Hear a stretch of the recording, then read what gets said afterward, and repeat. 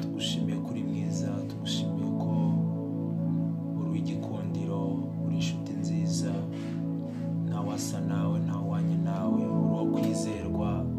Tugushimiye kubw'urukundo rwawe, tugushimiye kubw'amaraso yawe wamennye ku musaraba ku bwacu. Izina ryawe nirihabwe icyubahiro.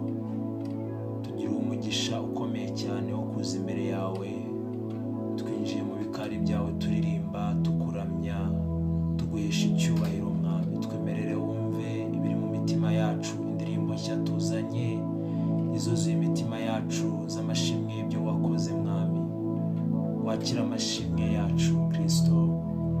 Tuje imbere yawe Mwami, turakwinginze kugira ngo utuyobore, udutegeke. Imbere yawe niho dukirira, imbere yawe niho tubohokera. Turaje Mwami, turaje.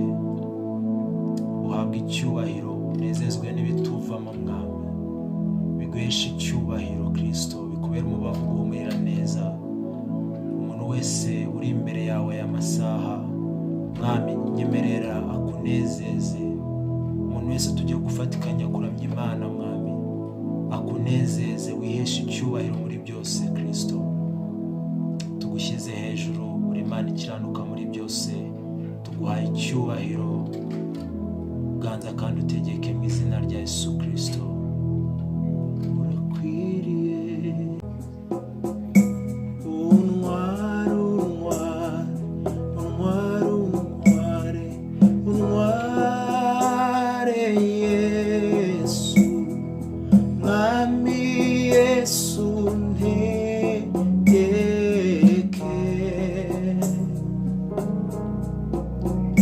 Untware ungire imbata yawe, Mwami, Mwami Yesu ntegeke.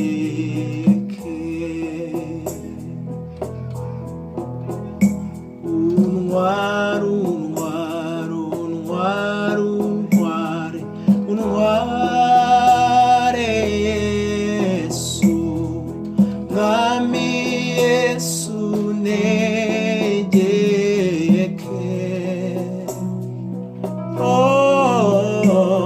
Untware ungire imbata yawe, Mwami, Mwami Yesu ntegeke.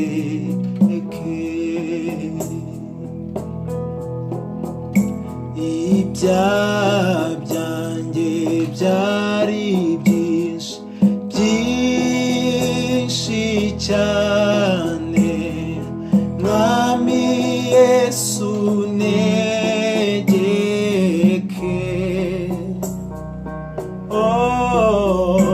Nyamara byose urabijyana, Mwami, Mwami Yesu ntegeke.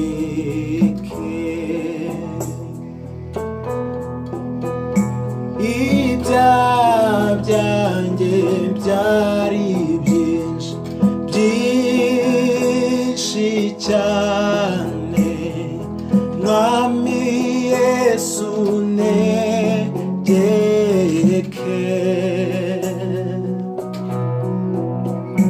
Nyamara byose urabijyana, Mwami,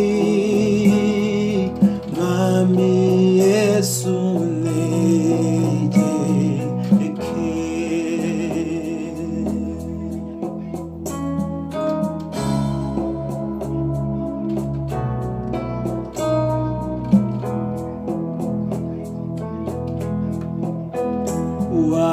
Wangabiye amahoro menshi, menshi cyane, Mwami Yesu ntegeke.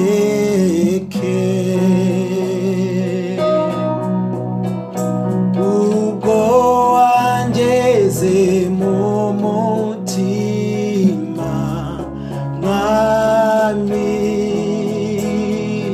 Mwami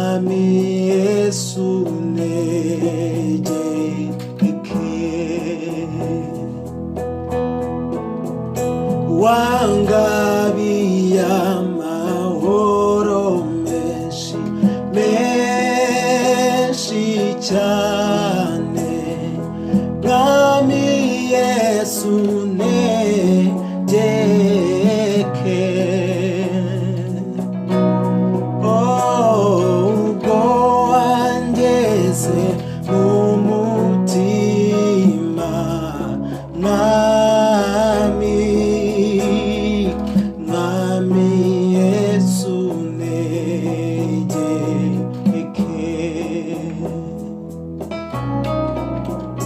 Gumana nanjye iminsi yose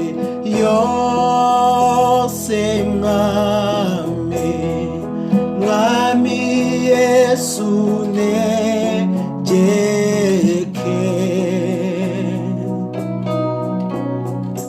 Tutari kumwe n'abapfuye,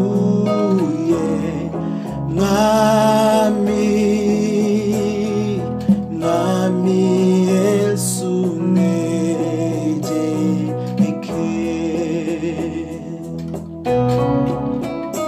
Gumana nanjye iminsi yose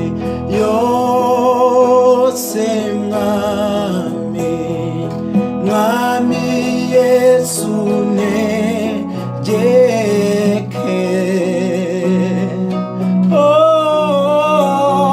Tutari kumwe n'abapfuye,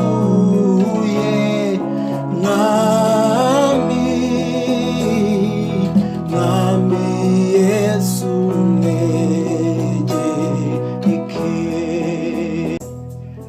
Yesu nduwawe, nyakira n'ibyanjye mfite byose, ngukunda zigire nkomeze nkuyoboke. Yesu nduwawe, unyakire n'ibyanjye mfite byose,